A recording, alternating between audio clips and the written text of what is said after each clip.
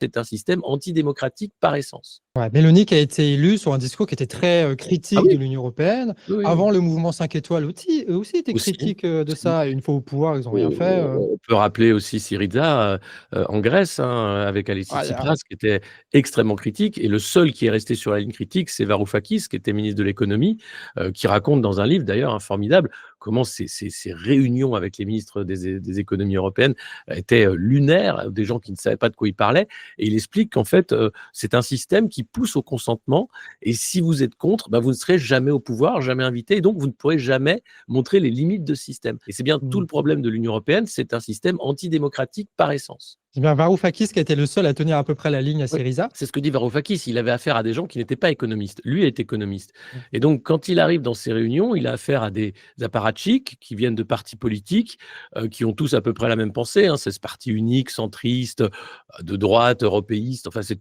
à peu près le même parti partout qui essaye d'être au pouvoir ou de se raccrocher aux branches. Et il a affaire à des gens qui ne réfléchissent pas.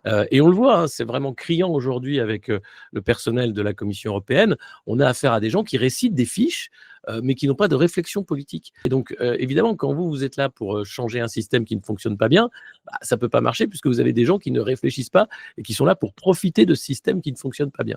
Et c'est pour ça que moi, je suis très critique vis-à-vis de l'Union européenne parce que beaucoup de gens en profitent, les députés européens, les commissaires européens, les fonctionnaires européens, mais aussi les associations, etc. C'est un formidable outil à redistribuer de l'argent, mais beaucoup de gens en souffrent également.